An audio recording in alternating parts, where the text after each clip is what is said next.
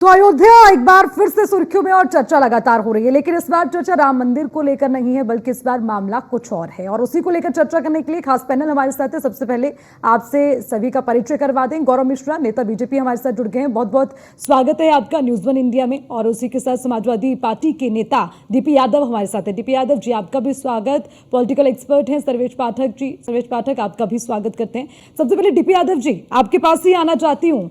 इस वक्त यूपी में उपचुनाव की तैयारियां जोरों पर है, लेकिन अब क्या माने, जो साख की लड़ाई थी उसको लेकर जो तैयारियां थी, धरी की धरी रह जाएंगी क्या आज जो मामला सामने आया है अजीत प्रसाद को लेकर? जी अर्चना जी, देखिए, निश्चित रूप से जिस प्रकार से 2024 के लोकसभा चुनाव में भारतीय जनता पार्टी की करारी हार हुई और विशेष करके अयोध्या में हार हुई, कहीं न कहीं ये घटना उसी से प्रेरित है। उसी हार को भारतीय जनता पार्टी के लोग बचा नहीं पा रहे हैं और एन केन प्रकारेण भारतीय जनता पार्टी की सरकार समाजवादी पार्टी के नेताओं को बदनाम करने के लिए कोई भी मौका नहीं छोड़ना चाहती है। गलत तरीके से उनको फंसाने का काम चल रहा है। और ये केवल एक जगह की बात नहीं है अर्चना जी, अयोध्या की बात नहीं है, अवधेश प्रसाद जी के बेटे की बात नहीं है। कई जगहों पर, जिले जिले में, थाने थाने पर समाजवादी पार्टी के नेताओं के विरुद्ध मुकदमे लिखे जा रहे हैं, उनको झूठे केसों में फंसाया जा रहा है, दिन रात उनको गिरफ्तार किया जा रहा है। लेकिन अब भारतीय जनता पार्टी की सरकार उत्तर प्रदेश में जनता का विश्वास खो चुकी है।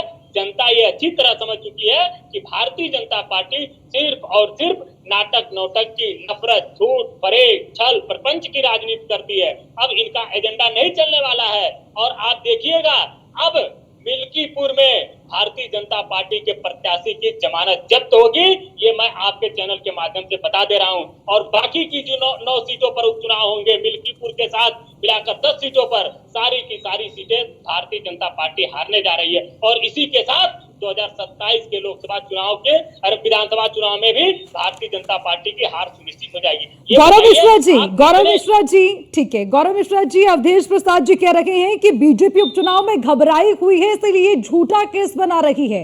ये बीजेपी की बौखलाहट है और उस बौखलाहट के चलते अब हर कीमत पर जो संभव हो पड़े वो षड्यंत्र रच लो।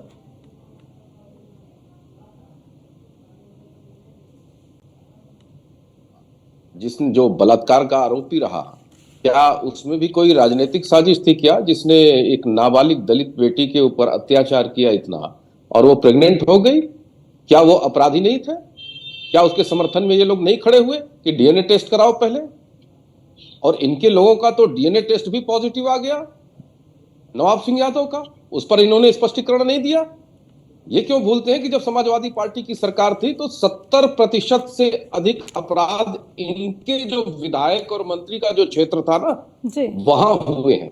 7,500 से दंगे, 7,500 से ज्यादा दंगे हुए हैं इनके कार्यकाल में। तो थोड़ी सी ऑक्सीजन क्या मिली लोकसभा के चुनाव में? इनका नंगा तांडव शुरू हो गया। सांसद तो सांसद का बेटा भी अपराध पर उतारू हो गया। तो जो इनका डीएनए है, जो इनका चाल चरित्र है, वो इनके कार्य में तो परिलक्षित होगा ही, वो तो दिखाई देगा और दिखाई दे रहा है। उस पर ये बहस नहीं करेंगे और राजनीति की तरफ प्रेरित भेजेंगे बात को कि राजनीतिक डर से ऐसा किया जा रहा है। अरे ऐसा किया जा रहा है, ये कोई बात है? आप जो उसने किया है, जो कांड किया हो, तो पुलिस तय करेगी उसने क्या किया है क्या नहीं। लेकिन आरोपी तो सीधे सीधे आरोप लगा रहा है। उसका भारतीय जनता पार्टी से क्या लेना देना है? उसका अपहरण हुआ है, उसका वीडियो बनाया गया, उसको मारा पीटा गया है, उसको जान से मारने की धमकी दी गई है, क्या ये क्राइम नहीं है?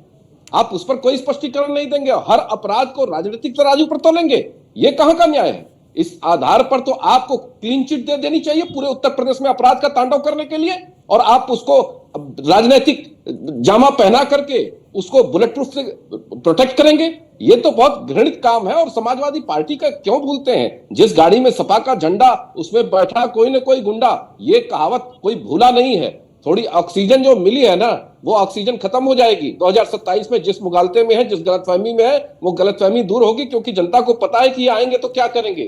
थोड़े से आए हो, जहां जहां ये जीते हैं वहां वहां अपराध बढ़ गए, वहां हर प्रकार के अपराध बढ़ गए, बलात्कार बढ़ गए, हत्या और रेप के कांड बढ़ गए। ये दिखाई नहीं देता। सबका कहीं ना कहीं से तार जुड़ा हुआ समाजवादी पार्टी से दिखाई देता है, सीधे तौर पर दिखाई देता है, कहीं ये कंडेम करते हुए नहीं दिखाई देते।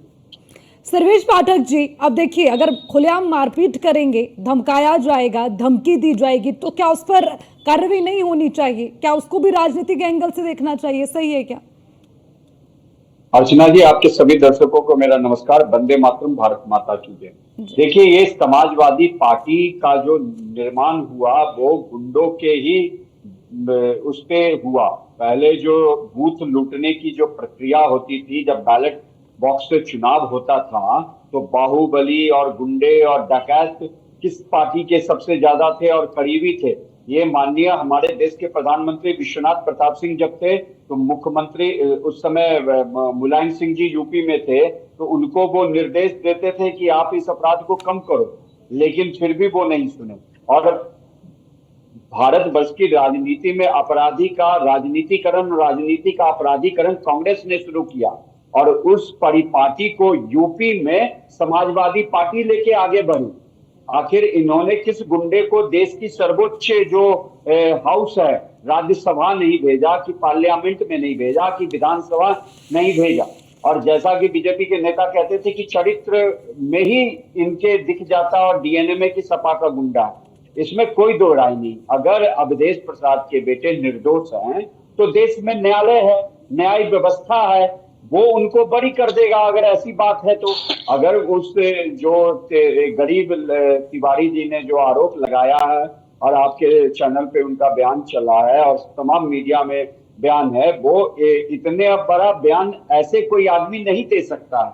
ठीक है, डीपी यादव जी, कुछ ना कुछ हुआ हो। और ये समाजवादी पार्टी के साथ ये कोई नई बात नहीं है, पहली बार तो ऐसा हम आपने नहीं देखा है अर्चना जी। ठीक है डीपी यादव जी, देखिए कितने आरोपों में गिर जाती है। ठीक है सर्वेश जी, ठीक है। डीपी यादव जी कहते हैं कि समाजवादी पार्टी की राजनीतिक ताकत जब जब बढ़ती है तब तब उनका मूल चरित्र सामने आ जाता है, गुंडागर्दी पर उतारू हो जाते हैं, और उन्होंने जिक्र किया अपराध को बढ़ावा देने लग जाते हैं। और अब जो ये मामला सामने आया है अजूत प्रसाद का, इसमें भी वो ये कह रहे हैं कि अगर खुलेआम मारपीट करेंगे, उठा के ले जाएंगे, अपहरण कर लेंगे, धमकी दे देंगे, तो क्या सिर्फ इसको चुपचाप देखते रहना होगा? क्या कार्रवाई ना करें उस पर?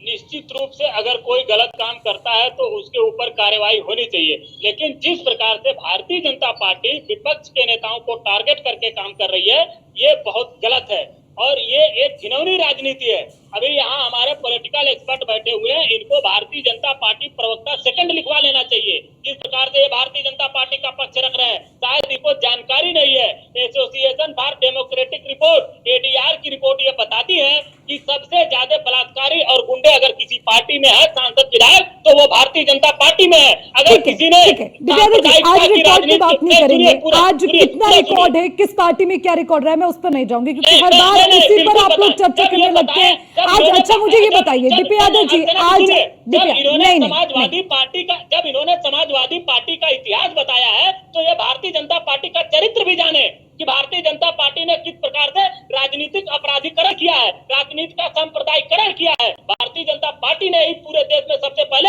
राजनीति का सांप्रदायिकरण किया और अपराधीकरण किया। कल्याण सिंह ने सबसे ज्यादा मंत्रियों को, विधायकों को मंत्री बनाया जो कहीं ना कहीं अपराधी थे। ठीक है, बैलेंस हो गया डीपी यादव जी। समाजवादी पार्टी का आपने गिनवाया, आपने बीजेपी का गिनवाया, बैलेंस हो गया डीपी यादव जी। अब सवाल ले लीजिए, बैलेंस हो गया। मैंने इसलिए कहा कि चलिए ठीक है, आपने कहीं एक मिनट बैलेंस हो गया, मैं वापस आऊंगी। हाँ दे दूंगी, बिल्कुल समय दूंगी। ठीक है, अच्छा डीपी यादव जी बताइए, अजूत प्रसाद पर जो आरोप लगे हैं, क्या जो उठाकर ले गए, जो वीडियो सामने आया, डराया धमकाया गया, आप ये मानते हैं ना कि ये तो सत्य है ना, या आप इसको भी नकारते हैं? सत्य होता तो जरूर मैं एक्सेप्ट करता। ये साजिश है भारतीय जनता पार्टी की, और अयोध्या के लोग इसको माफ नहीं करेंगे। मिल्कीपुर में अब भारतीय जनता पार्टी की जमानत जब्त होगी। देखिएगा, इसको आप बात गांठ बांध कर रख लीजिए अपने चैनल के माध्यम से। जब रिजल्ट आएगा मिल्कीपुर का, तो भारतीय जनता पार्टी के नेता मुंह दिखाने लायक नहीं रहेंगे। अरे इसी अयोध्या में चुनाव पे बहस नहीं हो रही है, वहाँ किस प्रकार से आपके नेता द्वारा किए हुए अपराध पे बहस हो रही है, खरीदे हैं, परिणाम तो आएंगे भी लगते रहे, अपनी शिकायत दर्ज कराने के लिए उनकी कहीं सुनवाई नहीं हुई, और आज समाजवादी पार्टी के नेताओं के ऊपर आरोप लगा रहे हैं। ये माफ नहीं करेगी जनता, ये बौखला गए हैं। 2024 का जो रिजल्ट आया, तब से भारतीय जनता पार्टी के नेता अपना मानसिक संतुलन खो चुके हैं और वो उस हार को पचा नहीं पा रहे हैं, विशेष करके अयोध्या की हार। लेकिन अर्चना जी, हम लोग आश्वस्त हैं, जनता सब देख रही है।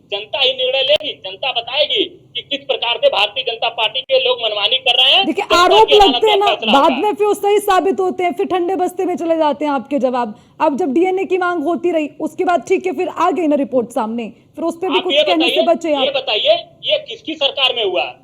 भारतीय जनता पार्टी अरे की किया सरकार में किसने हुआ भैया, ना? ये नहीं और देखेंगे पीड़िता- क्या? अब जिसकी पीड़िता- सरकार में पीड़िता, हुआ जब वो अगर कार्रवाई समय करती रहते- है तो आप अगर कहते हैं कि समय रहते पक्षपात करते कार्रवाई हैं, की गई होती पार्टी देख के अर्चना जी, कार्रवाई तो करते हैं। अरे कहीं भैया ना आपको कहीं अपराधी पीड़िता आपकी के पार्टी ऊपर का इस निकल प्रकार जाए का तो बलात्कार नहीं इसमें होता। भी दोष बीजेपी को दीजिएगा क्या डीपी यादव जी?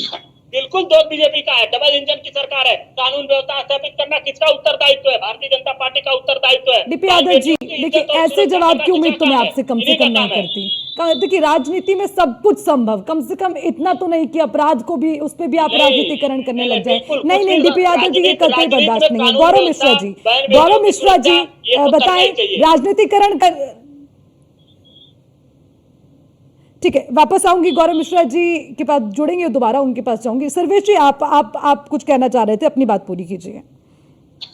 देखिए, सपा का चरित्र ही गुंडागर्दी का रहा है, चाहे माननीय अरे मुलायम भारतीय सिंह जनता के यादव पार्टी का का डीएनए कार्यकाल बताइए। रहा हो, भारतीय जनता चाहे पार्टी के अखिलेश चीन का में कार्यकाल गुंडागर्दी है, रहा हो। सांप्रदायिकता दूसरी है बात भारतीय जनता कि पार्टी के अभी चीन में। अभी पूरी जिस भारतीय अयोध्या जनता की पार्टी का बात हो डीएनए रही है, खराब है। वहां आप पे ये क्यों नहीं बताते हैं? रेप के आरोपी कौन था? समाजवादी पार्टी का नेता, जो वहां के जो सांसद है अवधेश प्रसाद जी, उनके साथ उनकी घनिष्ठता थी, और वो ऑफिस बियरर है समाजवादी पार्टी का।